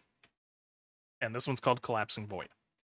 And what this does is every time you penance, anytime your penance damages or heals, so you can either offensive penance or defensive penance, and this is every time it creates one of those events, so it's per bolt, not per cast. The Entropic Rift is expanded by 1 yard, so it gets bigger. And after the Entropic Rift ends, it collapses in on itself, rapidly dealing 120% spell power, shadow damage, up to 8 times to a random enemy, based on how many times it expanded. So you are capped up to basically 8 penance bolts per rift. You can't get more than that. But you are capped to 8 potential damage triggers if you can fill that. The expansion on the Rift is not limited. So the damage is capped at 8, but the yards that you can increase its size is not limited. So funny enough, if you create a Rift and then cast Uppies, it gets very big. Hopefully you clipped that when you did it in voice the other day. I absolutely did, and I will include it. Hmm. But it gets very large. I'm doing it right now. Yep. So again, So satisfying. that doesn't increase the damage the collapsing rift will do, but the rift does just do pulsing or like ticking damage to anything standing in the rift. So you can create a very large zone by uppiesing into it. It's not something you'll do all that often. It's more of a gimmick, but it's very cool. It's literally 40-yard wide. Wide rift, yeah. No, that's the radius. 80-yard wide. So And just for completion's sake, it doesn't. You don't have to penance or like uppiece the target that you cast the Mind Blast on. You can even like defensive penance or do anything with uppiece as long as you're shooting penance bolts and they're connecting to someone. It will increase the radius. Oh my god, I got back into Zalor. Okay, I'm leaving. Does the radius increase have any interactions with contrition? I'm not testing that. You go do that when you have alpha. Yeah, I'm not testing I that. will not be hopping on alpha and selecting contrition. I don't know. I'll test that later. I have not tested anything with contrition yet so far on my time on alpha, but that's an interesting thought. But basically, the way this all wraps together is that you create this rift. This rift gives you Void Blast and all of these extra effects, and you get to do a whole bunch of extra damage in this. You're healing for more through Atonement. Your Void Blast hits really, really hard. You create this rift, and then after a while, the rift will collapse and deal a whole bunch of damage. And that damage is a lot. 8 hits from that collapsing rift is a lot of damage. So that kind of goes through all the nodes. So what I want to do now is I kind of want to talk about how it comes together, both thematically and gameplay-wise. So let's start thematically. What do you guys think how this tree kind of comes together and is looking from a thematic perspective? I like the rift, honestly. I think it looks kind of cool. I think they could still do a bit better on it. But I like the thematic of it. The rift just spawning below the enemy. Maybe don't have it fly in anonymously. It's kind of ominously. I don't know. It is It kind looks of weird the way it flying in. It is quite funny that I noticed it's coded to slide in from like an X distance away from target no matter where the priest is standing. So if you're standing at range, it looks kind of fine, right? Because it's like some arbitrary distance between you and the target. It shows up and kind of flies to the target and sits under the target. But when you're really close to the target you're casting, it like swoops in from behind you like Dragon Rider, dragon jump scare-esque, and kind of just like shows up behind you, and it's quite funny. But yeah, I'm not sure how much I like that, but I think it's very cool. I would agree with you. I think the thematics of it is very, very neat. This is just my thoughts on it thematically and aesthetically. Yeah. I think it's very cool that Disc Priest is continuing to lean more into its shadow side. I think that it's very cool that Blizzard was able to put together a tree that's cohesive and more or less dodged leaning too heavily into the shared pet aspect that Shadow and Disc have. My only concern would be that current Disc Priest has very high passive damage output in Raid, and this will increase the gap between Disc and other healers. I would expect that to get nerfed. Yeah, you have really high uptime on the rift as Rift, well. yeah. Meaning, even though, like as at the moment, right?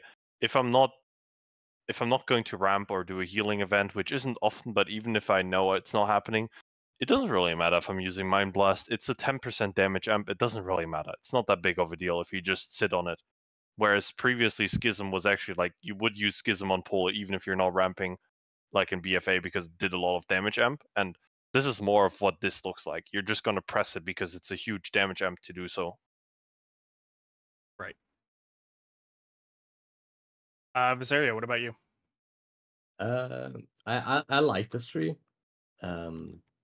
Basically, when you pick it, you get a lot of new visuals, so it feels like you're playing, like you've picked a different talent tree. Like I agree a with lot of that. new shadow spells going on, and you do make some slightly different decisions too. But visually, it just feels like a new spec. Like, You know, I liked how when he started saying that, I saw him on like I'm next to him on Alpha right now. He just started casting Mind Blast. He was like visually it dude, looks I love nice. this so much. It is I very, just very saw cool. him start casting it. It is very Alright, cool. The Rift is Let's neat. Void The Void, Blast together. yeah. Okay, that's have fun. I mean, we get like ton of new visuals for this. Yeah, And with I the really order, do. the one we got. You very much feel like a Cool. Voidweaver when you're in the tree, whereas Oracle, Yeah, Oracle does have some new effects and new interest. I mean, Shalane's been going crazy, and the Discord looking at like the glowy effects that you get when you're talented into Oracle. So there are stuff there, but it's very noticeable with Voidweaver. I feel like even if Void Blast doesn't do any healing, like there's It's just the very oomph. Like cool. I Yeah. didn't know that I needed a projectile on Smite. On Smite, but yeah. I do apparently. I would love if we come out of this expansion having a visual upgrade to Smite to just be a golden version of Void Blast. Yeah. So that I can always be doing that, just whether it's, golden or shadow. Wait, I just cast. Okay, well that's a bug for the books. I just cast Mind Blast and had the Rift there, and then I didn't get Void Blast. Interesting. We'll try to replicate that. Theme-wise, though, I like it a lot. I only have a couple small concerns theme-wise, which we can talk about real quick. A couple of the nodes. I'm going to tab over to Shadow's tree real quick. You've got Inner Quietus real quick, the top right node. For Shadow, it reads Vampiric Touch and Shadowward Pain deal 20% increased damage, which makes sense, right? It's just buffing their dot damage. It's part of the whole Void tree. Yeah. Disc's version, if you don't remember that by name, was Powered Shield absorbs 20% in additional damage. I don't understand the theme decision of Powered Shield being involved on this tree. We've already got Oracle being very focused on preventive damage and, predicting the future and focused on like Powered Shield and Palm. Why do we randomly have a Powered Shield node on this tree? Especially when Shadows literally says Shadowward Pain damage is increased by 20%. Why doesn't this just say Shadowward Pain damage is increased by 20% for Disc? I'm not really sure I understand the difference between the two trees there. They were probably in a position where like everything Shadow will be atonement related. And then they wanted to give something else, and everything else is just holy. Yeah. Like Maybe. And they can't really pick a direct healing spell where it feels thematically inclusive in this. I think it's okay under the premise that Power Shield is probably too weak, but they could also just instead Just of make putting that one power shield a shadow spell. Yeah, I don't know. Instead of That putting works. Power Shield on every tree, so like you're forced to spec into Power Shield amps, you could just buff Power Shield if it's too weak. True. But thematically, I think it's a little weird that that's there. And same with the other Powered Shield increase. If we look at the Shadow version of the tree, Void Empowerment for Shadow reads that summoning an Entropic Rift grants you an additional charge of Mind Devour. And then for Disc, that node says that summoning an Entropic Rift empowers your next Powered Shield by 80%. Now, granted, we don't have a one-to-one comparison of, we don't have Power of the Dark Mind Wait, that's Devour. just Mind Blast. Yeah, we don't have Mind Devour, and it is a little bit difficult to think of a spell that it could give an extra charge, right? Like, Power of the Dark Side would make sense. Power of the Dark Side would make sense, but we already have that. We're already getting Dark Indulgence, so when you open a Rift, we're already proccing Dark Indulgence. So, I'm not 100% sure what they could put there that would make sense, but it is a little weird that, again, it's just a shield. I don't know. But that Mind Blast gives a Radiance charge. Thoughts? Mind Blast gives, probably not. Don't Shadow Priest like get additional Shadowward death stacks just through gameplay? That's their tier set that where would- they do more damage with it, no? yes, like the technology is there to give an extra stack of that. That fits with like other parts of the tree. But again, that sounds very strong. I do like how they managed to sneak in Shadow or Death being good through this tree without it being a core even to like the Rift. It doesn't really have any interactions with the Rift. Yeah. Well, but let's pivot to Death feels gameplay real good with quick. it. Because there's some things that Death could interact with the Rift, maybe. I don't know. The core issue here from a gameplay perspective, right? Because overall, this is fun. You know, I've done a handful of dungeons on the alpha already. Granted, they're, you know, normal dungeons while leveling, so they're not like hard content, but it all feels very satisfying, right? I'm queuing up for one. You know, even though there are some bugs, especially with the, you know, the Shadow or Death summoning Shadow Fiend is just putting your actual Shadow Fiend on cooldown, which is frustrating. And, you know, there's definitely some bugs involved. But overall, it does feel enjoyable. It does feel satisfying.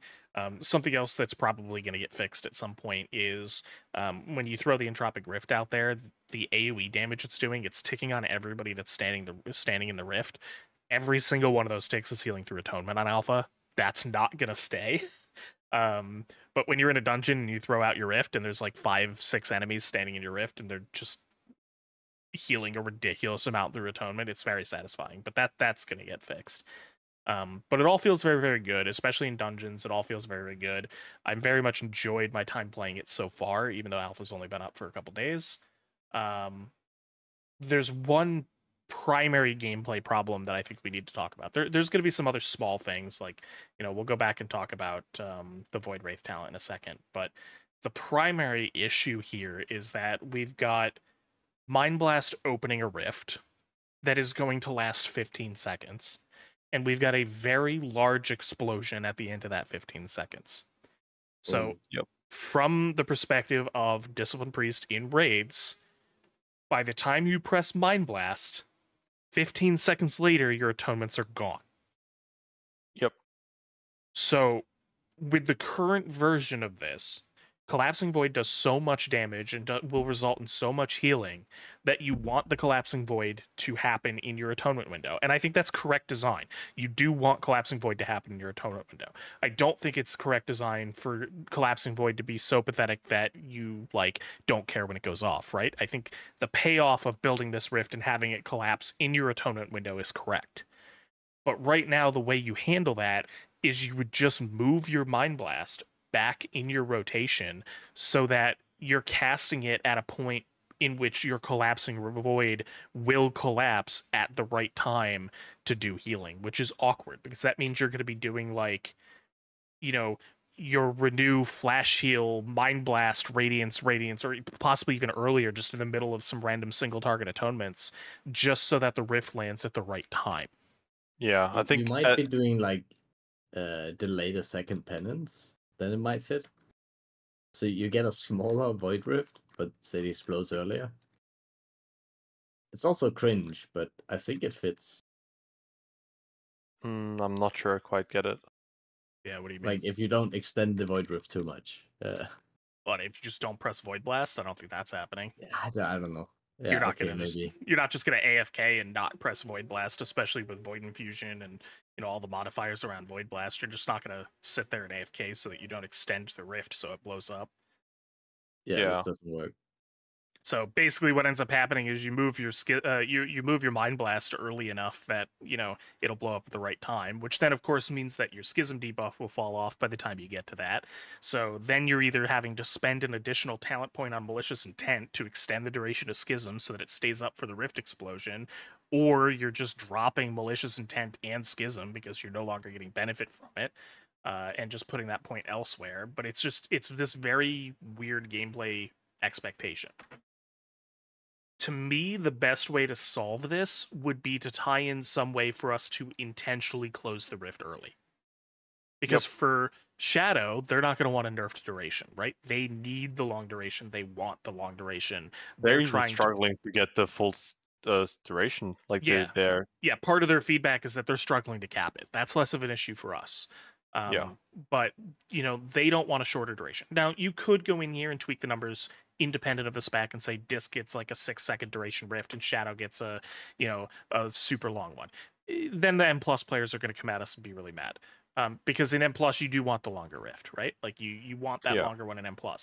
So I think the best solution in my mind is having some way to close the rift early. And how that works, I'm not 100% sure. There's options.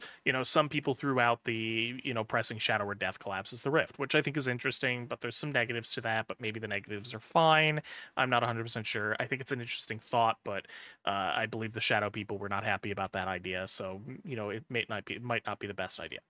The other option would be that while you're in an Entropic Rift, while an Entropic Rift is active, maybe pressing the Mind Blast button is a close the rift. Maybe your Mind Blast becomes a close the rift button, and then when the rift closes, it goes back to being Mind Blast. So that way you can press Mind Blast again to intentionally close the rift. But I think some method to intentionally close the rift is probably the best way to fix this. Yeah, I don't hate that idea. That would feel really good.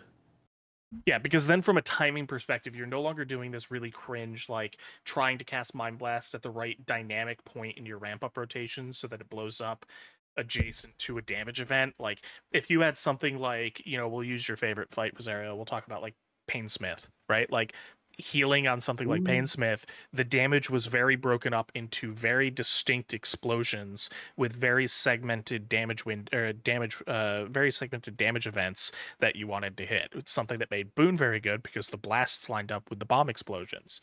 In this case, if you have your collapsing rift or your collapsing void going off when the raid is at full health in between one of those damaging ticks, that's very annoying, and you have no control over that other than 15 seconds ago I happened to cast Mind Blast a second early. So having some way to forcefully close it exactly when you want it would be much more satisfying and enjoyable to play around. Yep, They I wouldn't agree. be able to tie it to Mind Blast because of Shadow Priest, no? Shadow Priest is just casting Mind Blast on They don't rotation. trigger it with Mind Blast. They trigger could it with just- Void Torrent. Yeah, Oh, so I they see. it could just be on the So that it could just same replace Void Torrent. Yeah. Yeah. It could just be whatever spell for each spec triggers it turns into the ability to cancel it. Yeah. But to me, that's the best way to fix the problem. That would add a feature to Disc Priest that I've been wanting for a while, where you're able to adapt a big atonement trigger into a damage event, kind of at will, sort of like a Fire Mage. If this was off the GCD, the closing of the rift, I think that would make gameplay feel a bit more dynamic. I'd be very happy with that. Yeah, agreed.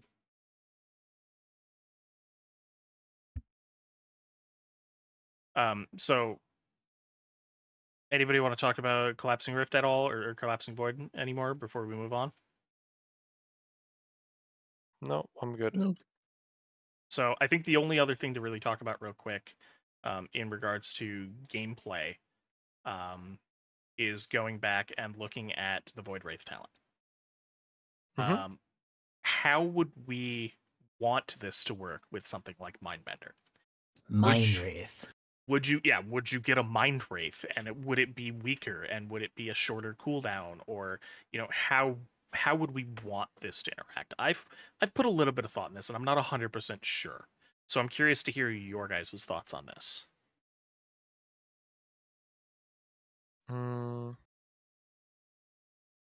I think you probably need the lower cooldown. I think since it has the 2-minute cooldown for Shadow Fiend, I feel like it should have like a 40 second cooldown for Mindbender. Just to, be even with that. Oh, then we have to have 4 different pet considerations for cooldowns. Yeah. Well, Yeah. we already have 3, so. Is that annoying? With variable cooldowns because is- of cooldown reduction. Is that annoying if it then works with, Inescapable Torment, or not Inescapable Torment, with Void Summoner, where now suddenly, you're approaching a boss and you're going, okay, what pet makes the most sense on this boss? Is this a Shadow Fiend pet, or is this a Mindbender pet? Now you're suddenly going, is this a Shadow Fiend pet, a Mindbender pet, a Shadow Wraith pet, or a Mind Wraith pet? And they all have different cooldowns, and they all have different, potential cooldowns with Void Summoner. Is that just Yeah, too? that's Is that just too complicated. much? I Like, don't want to it's live in that already- world.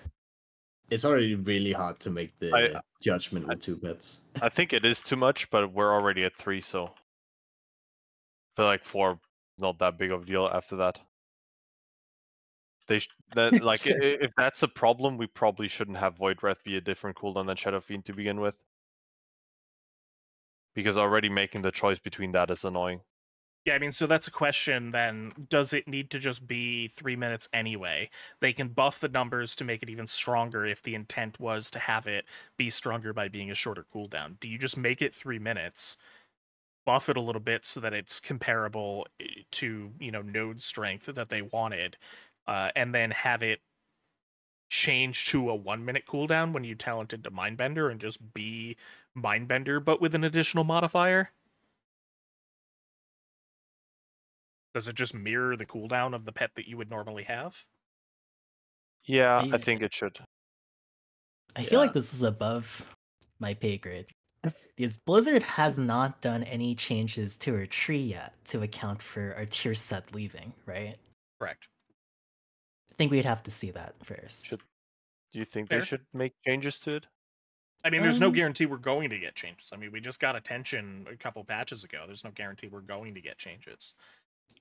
Have any of you ran the math to see what our CDR would look like without the tier set? What breakpoints you'd be able to hit? With just current pets, like not looking at Voidwraith, just like Shadow Fiend and Yeah. Mindbender, yeah. It's like current 90, pets 90 with second is really easy. 90-second Shadow Fiend is very easy. Your current expected rotation without the tier set with Void Summoner in its current iteration is that you would just have Shadow Fiend for every evangelism. So you would just tie your Shadow Fiend to your evangelism, and that would be it. With Mindbender, you would be able to hit your mini ramps or your rapture ramps, stuff like that, potentially. Probably not minis, but you would at least have it, on your rapture ramps. But Shadow Fiend, yeah, you would be able to hit it on every single evangelism.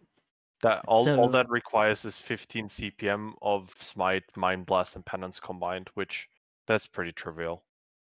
Yeah, it's not very Mindbender would Vendor. be 45 seconds. Is that what you're saying? Yeah. Well, 40 seconds is kind of pushing it, but yeah, 45, pretty doable. Which, I mean, basically this is more of a nerf. Like losing the tier set is a bigger nerf to Mindbender than it is to Shadow Fiend. Right.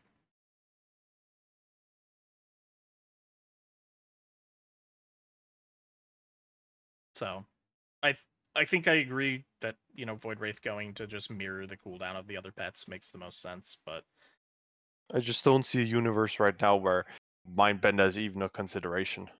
no, it just doesn't really work with how these nodes work. I mean, talenting into Depth of Shadows and then summoning Mindbenders instead of Shadow Fiends is a nerf. Going, Voidwraith and talenting into Mindbender does absolutely nothing, so you just lose out on, that extra talent point. It's in a very awkward position with some of these nodes. Mm-hmm. So we'll have to see what they end up doing to kind of fix some of those interactions. After going through that node, is there any node that anybody wants to talk about real quick? Because I feel like we've gone through the majority of the tree in general. I think we've been through it all. I think Schism is in a kind of a funny spot with how this works, especially with the explosion at the end, which we just talked about, because there's going to be not that many options where either, well, there's actually a lot of options. Either Schism stays, we just keep it the way we have it, where, well, you don't need long Schism because 9 seconds is enough for your burst window, or if you're going to end up casting Schism much earlier to get the explosion inside your atonements, you might actually end up playing long Schism, or alternatively, you just do not play Schism. Yeah. You just only press Mind Blast, because if you're gonna press Mind Blast like 6 seconds before you start DPSing, right? Just so you can you can proc the Rift, you can throw your full penance in, and then you can do your 5 smites to extend it maximum, and then what happens after is whatever. You don't if you're only getting 3 seconds of Schism, are you really putting a talent point into that? Yeah. And I think it's something interesting to bring up as well here because we're talking about exact durations, right? Like Schism is a 9-second debuff, and then Malicious Intent extends it by 6 seconds. So you're expecting to get 15 seconds of the debuff, right? Mhm. You're looking at this rift and you're saying, okay, the rift is going to last 15 seconds. It lasts 10 seconds, and you can extend it an additional 5 with your Void Blasts to get it up to 15 seconds. However, in actuality, in gameplay, and when you're testing this on Alpha, you could watch this, when the rift collapses, it collapses at 15 seconds, but the 8 damage stacks that it does, because the collapsing void says that it will deal 120% of spell power in shadow damage up to 8 times. That does Yeah. not happen all at once. That is not It's pretty slow, actually. Yeah, it is not 120% spell power going out instantly all on one target. So if you have 15 seconds of Rift and 15 seconds of Schism, that Schism might get the first tick. Everything after that is going to be out after the collapsing void is already gone. So even then, it's still not great value. So you might, if you can't trigger it early, you might just end up taunting out of Schism because getting Collapsing Rift in your Atonement window is more important than having Schism up in your Atonement window. Yeah. I really don't want to live in a world where we're forced to open the rift early. I agree. No, I don't either. I think it's very disruptive for gameplay having to go 5 single target atonements, Mind Blast, Yeah. 5 single target atonements. It just doesn't sound nice. It just doesn't flow nice. If Yep. Blizzard chooses not to let us close the rift intentionally, I'd like to see a change where rather than the rift closing and doing damage, every extension to the rift just increases the damage of the ticks to have a similar effect, but not quite the same satisfying feel. I feel like that's a pretty big hit thematically. Yeah, thematically it's huge. From a but- gameplay perspective, it would help because then we would just be getting the damage as you go and you don't have to worry about closing it early. Mhm. But thematically, I think that's a massive hit because I think they really want this feedback loop of building the rift and then having it all collapse at the end. And I think that's a cool thematic gameplay loop. So Right. Agreed. I'm not Feels sure I like the solution of just having it move the damage into the rift ticks instead of having that collapse at the end. I also wouldn't mind though if the collapse And I'm was just sure they instant. don't like it because it is a really cool design. Yeah, it's not cool at all. I feel like it could just work like Sark circles that he put down after the soak, where it's just a rift on the floor and then it just explodes. I don't see why it has to shoot projectiles after it collapsed. Yeah, I mean, I will say that's probably, and I don't want to knock them because I think it looks really cool across the board. I think does. it's a very neat thing. It's very enjoyable to play, but the collapse on it is a little bit It could just not as blow glamorous up as one. it could be. I wouldn't mind it just blowing up and dealing damage instantly instead of its little, But, pea shooter shooting shadow it could blow projectiles up and shoot out all 8 projectiles at once. all That's at once also or nice. something. Yeah, I think they could make the collapse look a little bit more extravagant, but Yeah. I don't want to rag on it too hard because I do think it's very cool already. Yeah, Day I mean, one of Alpha too. I don't It is I day don't one even of care Alpha too, about it. yeah. I don't even care about it being better for Atonement if it was to instantly explode, then nerf it numerically if it's too strong. That's fine. Yeah. It's just I just want it to it- look really cool. it's a bit anticlimactic. Yeah. You feed this rift and then it just shits out small bolts. Some small it's shadow just- bolts, yeah. Yeah, it's just not all that cool. It was cooler when I was feeding it than when it's giving back. Yeah, you want that climax, you want that payoff afterwards of it firing off some ridiculous effect when it blows up or collapses in on itself. Mm-hmm. So, but yeah. Overall, I think closing remarks, I think this is a fantastic iteration for Day 1 Alpha. There's obviously the one big gameplay concern of trying to make that collapsing rift explode within our atonement window in Raid. This is a much less of an issue in M+, but I'm sure M+ would also appreciate the ability to collapse it early to time it around mechanics. But it's definitely much more of a Raid-focused issue. But I think overall, I think it's very cool. I think it gets I think it's a big W for me. Yep, if the original Oracle design left you a bit concerned, this is cool. really nice compared to this is great. Yeah, And as long as they listen to feedback on a couple of these small pain points, I think this is going to be a big win. And I obviously numerically this is incredibly overtuned right now, but I feel like with there being there's 11 points talent nodes that you can put stuff into, out of which 9 of them are throughput.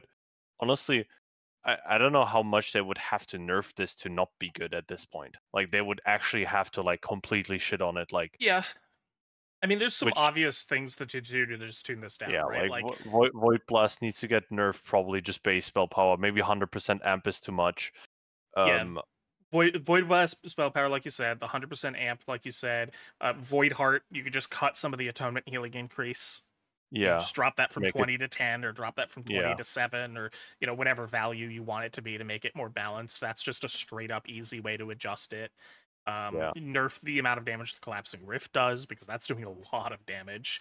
I don't know if we didn't really mention numbers, but it's 120 spell power times 8, and then it's also shadow damage, so it should be affected by Scav and Abyssal Reverie and all that. I mean, we were looking at it, just the 120% spell power times 8 comes out to, what did we say? It was 54% of what a Light's Wrath was, or sorry, 154% of a Light's Wrath.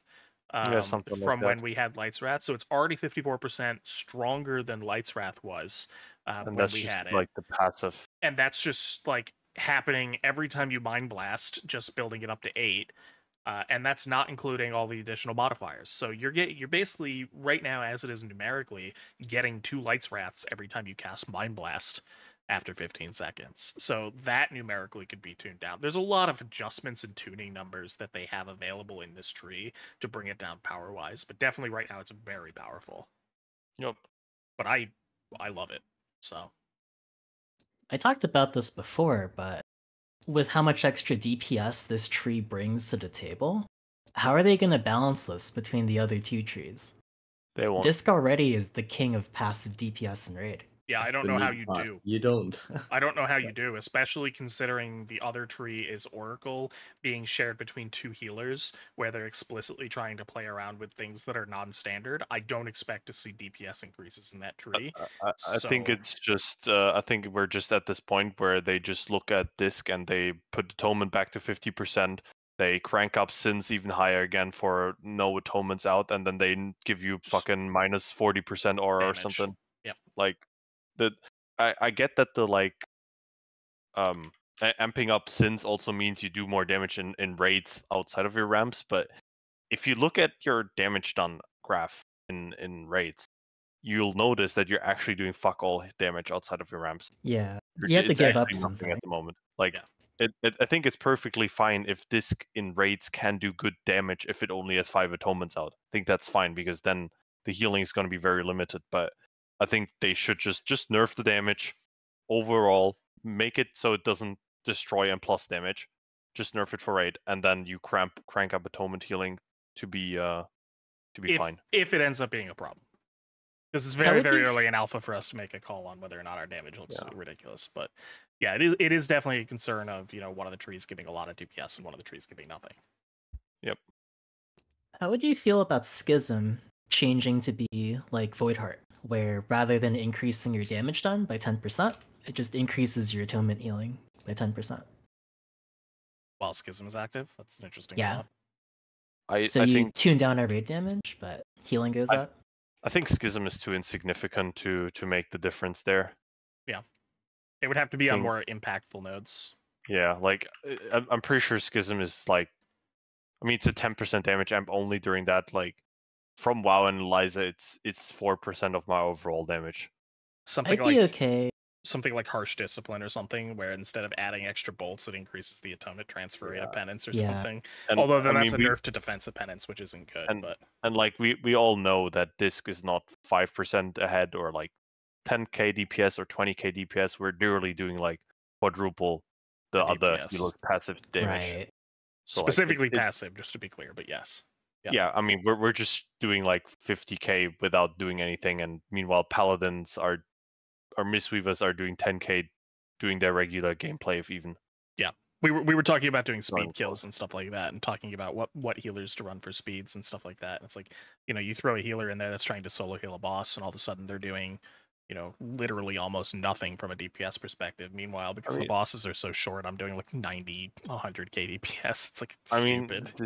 mean, in some fights I have to check if my Mistweaver was in by looking at the healing They tab have because no damage. potentially if the boss didn't run into their melee range on accident, they might have not hit him. Yeah. that's not meant as a flame against him. That's just like if the boss doesn't want to, it just is, yeah. If the boss Yeah. doesn't want to. I just looked at Feraklog. Top damage, 60% Extinction Blast, then Expel Harm, then 2 Rising Sun kicks, and then 9 melee attacks. Hopefully one of those Rising Sun kicks is at the beginning of the fight to put the debuff up. No, we have a Brewmaster. Oh, you have a brew. Okay. Never mind then. Let's see, when is the first damage event actually? Just out of curiosity, you know. Again, no shade towards him. 55 seconds. Oh, it's Brambleberry as well. Ah, nice. That's the Helm enchant, right? Yeah. Yeah. All right. Well, I don't want to get too off topic here, but I think we've pretty much covered everything we need to cover about Voidweaver and Oracle. There's obviously more to come on Oracle because this is definitely not done. There's at the very least 2 nodes that are under construction, and I would just expect some tweaks and adjustments to that tree as they continue to cook on that. Very interesting what we have so far, but Voidweaver is definitely the clear winner from the initial preview, but we'll see where they go from from here on Oracle. Obviously, having access to Velen's through this Premonition of Piety is very, very strong, so it's not like they don't have the ability to end up being very, very powerful. But yeah, I think overall, I think that covers it. So thank you very much for watching this episode. We'll definitely be back in the future with more as Alpha continues to go forward and we continue to see more stuff. So thank you very much, and bye. Bye. Bye.